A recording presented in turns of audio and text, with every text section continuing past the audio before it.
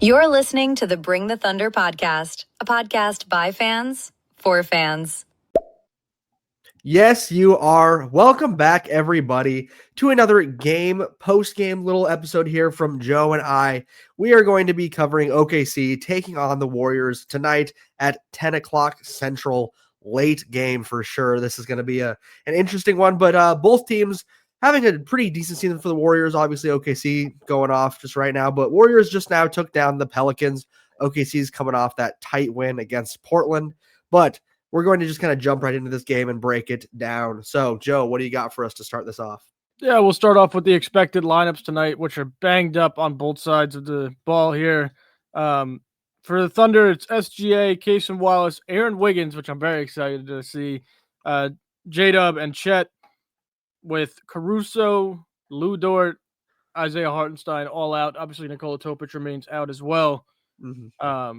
For the Warriors, it's Pochemski, Moses Moody. Jimmy Butler's questionable. I'm going to assume that he plays, but he's questionable. Right. Draymond Green is probable. And Quentin Post at the center. In their may not plays, it's Draymond, but he's probable. Jimmy Butler, questionable. Jackson Davis, questionable. Steph Curry, out. Al Horford, out. Dane Melton, out. Whole lot of injuries on the Warriors side of the ball. A whole lot of injuries all around tonight. But those are your expected lineups. Gabe, with that being said, let's get into our overrated, underrated, favorite, and X Factor segments. All right. Well, starting with overrated, he's not playing tonight, but I was going to say Podziemski. I think people really. He's in. He's in. He is playing? Yeah. Okay. My apologies there. Yeah, I'm going to go with him for my overrated. I think people are really high on him right now. They think he's this underrated prospect, this player who's really come out, had a good season last year, but I just don't really think he's too special. I mean, he's solid. He's all right, but to me, he's not as much of an X factor as I think Warriors fans like to act like he is. What do you think, Joe? Yeah, I'm gonna agree on that. I've been seeing the tides turning on the Brandon Pochemski hope in the Warriors fan base. He's had a decent rookie year. His second year wasn't great, and this year, listen, if there's any time for him to have a good game, the time is now. He's pretty much the only player out there on the court for them outside of Jimmy Butler. But the Warriors fans seem to be turning on him. They're pretty over his play. I haven't watched him. Like I've watched him. I know who he is. I know how he plays, but I'm not sure exactly where all the hate is coming from. I guess I'll find out tonight in tonight's game. Underrated, Gabe. I think it's kind of crazy that I'm saying this because I feel like we've never really felt like this guy's underrated, but it's been getting bad this season in particular, and that's Jonathan Kuminga. I mean, I think he's an incredible player. They're playing him off the bench, which is just crazy to me, especially with the way that he's been playing this season. He's been confident. We kind of know there was that drama where I think everybody was like fully convinced that he was not going to be a Golden State Warrior this season. Right. And then all of a sudden he signed that contract and it's like, okay, well, he's still here. Are they going to use him more? Are they like, what kind of verbal agreement did they come to? Well, apparently nothing, because they're still not giving him the minutes I think he deserves. So I think Kuminga can come in and really give us trouble tonight. I think he can score from really anywhere. He's a good shooter. He can finish. He's athletic. I'm a big fan of Kuminga. I honestly wanted us to draft him the year that we drafted Giddey. I was a huge fan of Jonathan Kuminga. So every year I like to watch him play, and I think he's my somehow, like I said, I don't know how he's become underrated, but I think he's become a bit underrated. Yeah, I agree. And with Kuminga, there's still talks about the relationship between him and Steve Kerr is just not there, which I'm not sure why, but I agree with that. I'm going to go with Jimmy Butler being underrated for tonight's game specifically. He's averaging 26 and 5 on the season with a block per game. I mean, doing Jimmy Butler things still just kind of under the radar because they haven't been too great to start the year. I also think Jimmy Butler thrives on playing with a bunch of role players around him and guys who aren't, stars or just elite level talents. And he excels when he plays with guys like that. So I think, again, if there's ever a game for Jimmy Butler to go back to, Miami days, Jimmy Butler, which isn't even too long ago, which was literally the beginning of last year. Tonight would be the night. There's always that story of him in practice in Minnesota, taking the scrubs and beating the starters and all that. So tonight's the night for Jimmy Butler if he wants to do that. X Factor for tonight, Gabe. I hate to just immediately go say Kuminga since I was just talking about him. I do think that he is the kind of player that can easily be an X factor and really, really affect a game if he comes out hitting his shots. But just for the sake of mentioning somebody else, I'm actually going to say Moses Moody. I think Moses Moody is a guy who can step in and knock down threes. We are a team that specifically seems to struggle at times at defending threes. We let the corners get open. I could see Moody coming out hitting 5 threes tonight in an unfortunate circumstance. So I think Moody's a pretty solid player. If he's going to get open looks, he can knock them down. And like you've said multiple times in this pregame, tonight's the night that someone can come out and just light it up. And I could definitely see Moses Moody being the one to do that. So I'm going to go with him for my X factor. Yeah, Moody's been shooting the ball pretty well. He had a big game a couple games ago. I can't remember against who, but I do like that one for me. I'm going to go with the rookie, Will Richard out of Florida. Yeah. Been up and down. He's a later round pick rookie, so you can't really expect the most out of him. But he's had some good games. He's had some bad games. When he's good, he's good. He's a really good player out of Florida. He won a national championship there, shooting guard. Could shoot the ball, could get to the rim. Just don't let him get hot tonight is really what OKC has to do. That'll be my X factor for tonight. And then I'm not sure if we have one, but your favorite Golden State Warrior. I have one. Don't you worry. I have one. Al Horford, baby. Love me some Al Horford. Always have. Even when he wasn't on the Thunder, I've always liked Al Horford. Yeah. Like I mentioned earlier, I really like Kuminga as well, but Al Horford just feels like one of those guys that it'll be fun to see him talk to Shea and talk to some players tonight. I'm sure he'll be a bit chatty, at least to just talk to some of us. So yeah, I mean, Al Horford, OKC representative. So kind of a shoe in there.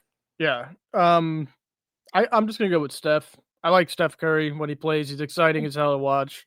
Even though he's getting a bit older now and he's been injured, but he's not playing tonight. But Steph Curry is really exciting when you watch him play basketball. So I like Steph as my favorite over there. Let's get into some game lines tonight. OKC currently minus 11.5 on the road. It's pretty steep, but we do know the injuries on both sides for tonight's game. They're minus 600 on the money line. Gabe, what are your thoughts on the spread and how this game's going to pan out? Yeah, I mean, to be honest, I like the spread. I do think taking the over on that is fairly safe. I think after the game in Portland, we didn't exactly play our best version of ball. We weren't hitting our shots when we needed to. I mean, we took over and we won overall because it was against Portland, but I could see us coming out hitting on all cylinders tonight. Specifically, excuse me, I think a good game out of Chet's due. Like I think last game he had a solid game, but I'm talking a big explosion.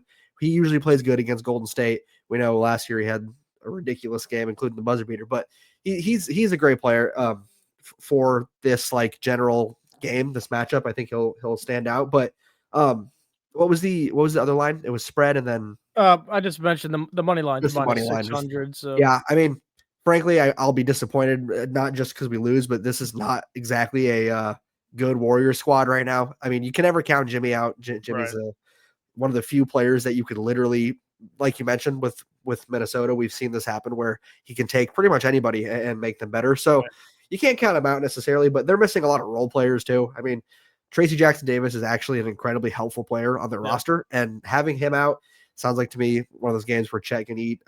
This just feels like a game that's going to be hopefully going to be one of those where we do start good early and it's pretty much over by the third quarter. I'm feeling pretty decent about that. What do you think, Joe? Oh, so you're taking them to cover. I'm so tired of these double-digit spreads. It's so tough, especially on the road when we have Caruso, Dort, and Hartenstein out. Yeah. I'm gonna take them not to cover. I think the Warriors plus 11.5 is good. I do have OKC winning this game outright, of course. But if there ever was a game, I keep saying that because it's just one of these games. But Chet Holmgren needs to dominate his matchup tonight. Whether it's Quentin Post or Draymond Green, he needs to be an effective player, and he has been in Golden State over the first few years of his career. Plus, he got injured against Golden State at home last year, so maybe this game means a little something extra to him. So I'm going to take Golden State to cover the 11.5, but I think it's going to be around a 9-10 point win for OKC tonight. Let's get into some player props here, Gabe. Shai Gilgeous-Alexander, we're always going to start off with him. Yep. He's currently sitting at 31.5, slightly favored under. Your thoughts? 31.5. Oof. Man, it's always the toughest line too, because I feel like we're always tiptoeing right around where he ends up. Well, it's pretty much I always say, like, if he plays the fourth quarter, the over's hitting. It's Yeah, just whether or not he's going to play that fourth quarter. exactly. Based on what I was gonna say, I was gonna mention that as well. I am going to take the under. I also, if I think Chet's gonna have a good game, that's less scoring overall. I do think this will be one of those where Shea at least doesn't play the entire fourth quarter. Maybe we start him in the fourth, but he goes out pretty quick. I would guess right around that 30 mark. I would anywhere between 26 and 30 is where I think he'll end up. That's a pretty large range, but Yep. I'm gonna take the under. I'm going to take the over, and Yep. it's explanatory because you took OKC to cover. I don't think they Yep. cover tonight. If Yep. Shea's in the fourth, I don't really have to explain myself too much. I think he will go over. Yep. And I believe he had a 50-point game in Golden State when we lost last year, and that game killed me. So hopefully, I mean, hopefully he can get 50 and win tonight, but I don't know if 50 is going to be needed. Jalen Williams. So his line is at 18.5, slightly favored under. The first game back, I think his line was at 13.5. It didn't cover or it Wow. didn't hit. The second game, I think it was like 15.5, and he did go over. So now they're bumping it up to 18, kind of like where Jalen Williams stands. Your thoughts on J-Dub's performance tonight? I'm gonna take the over on this one. I think we're about time for a J-Dub game. I mean, he's been clearly looking more confident in the first game. He felt fine, you could tell, but he was not taking the shots quite as much that he normally took. Last game, he absolutely was getting to his spots. He was taking the shots that we know he's so good at. They just weren't quite falling. I could see tonight him hitting that 20 point mark once again, kind of adding to my prediction of us handling business tonight and Shea not needing to do a lot of scoring. So I'm going to take the over on that. Yeah, I could be mistaken, but I believe that J-Dub rolled his ankle in that game I was mentioning last year in Golden State early, and he was Yeah. sat the rest of the game. I think he missed a game or two after that. Give me the over. Give me the over 18.5. He looked very good last game against Portland. The jump shot, not great yet.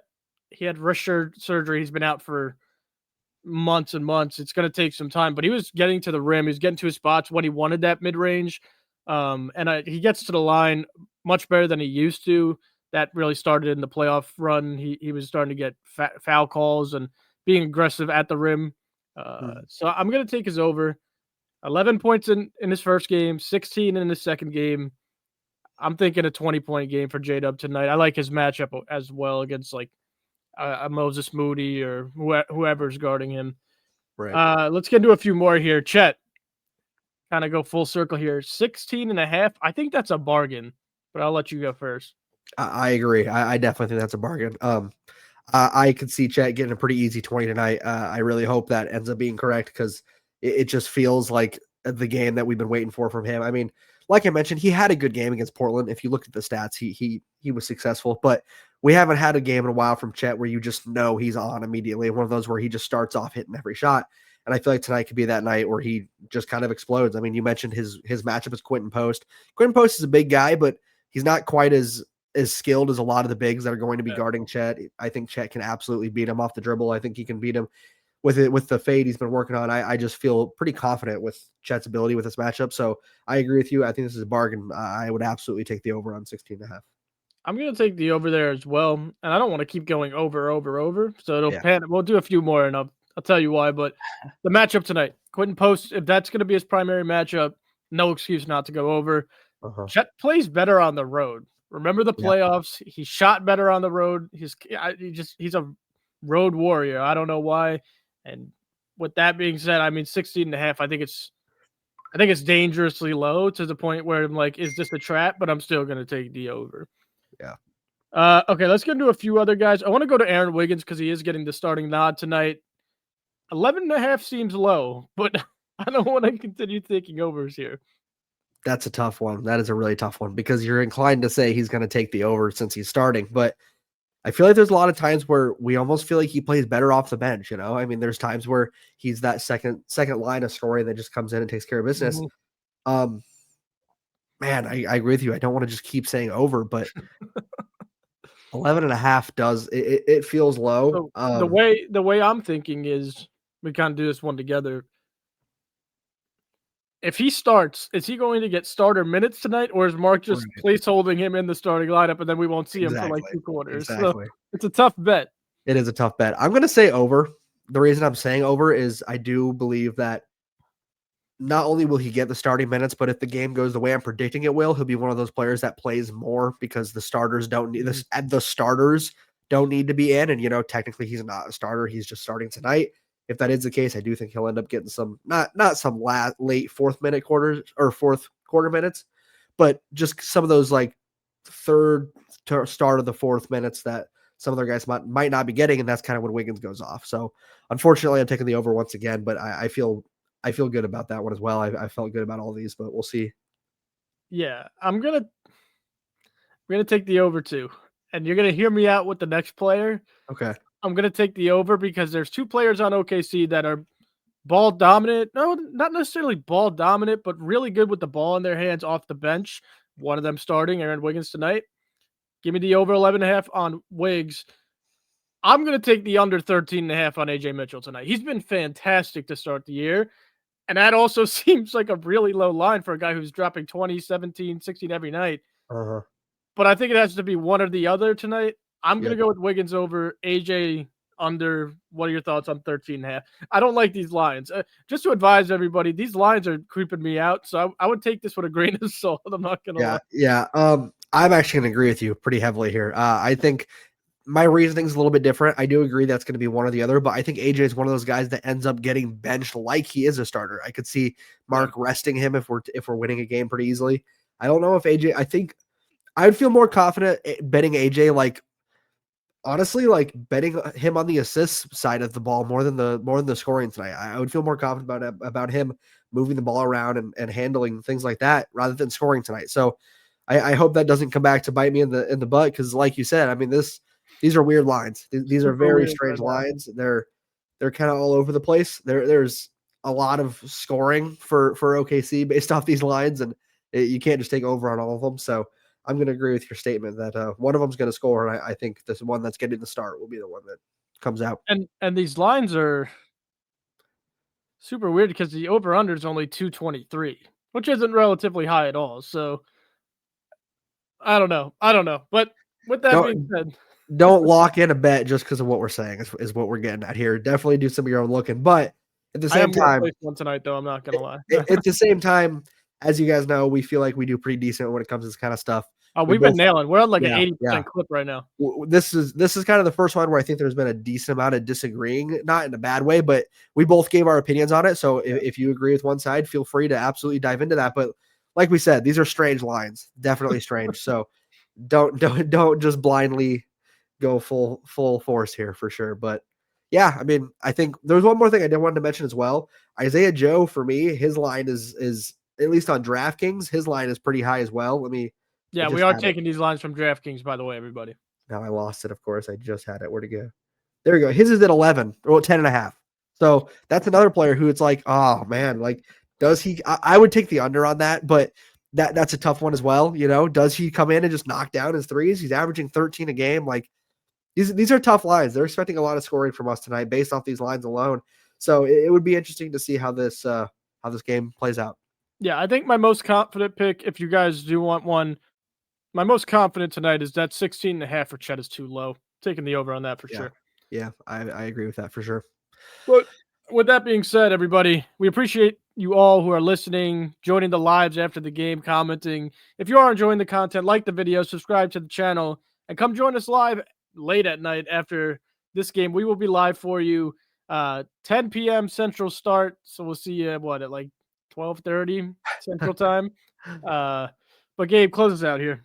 Yeah, as always, we really appreciate you guys checking these out. We enjoy doing these pregame shows, talking about lines, predicting game things and whatnot. But it's more than just that. We like to really try to I mean, we understand the game. We understand what we're talking about. We're not always going to be perfectly accurate, but it's definitely worth checking these out because we like to talk about it. We think we're giving good insight. So thank you guys for the support. Please continue to check out our memberships as we're offering some really good content on that side of the channel as well. But as always, thank you guys for listening. And Joe, send us home. Thunder up, baby. Let's go. Yes, sir.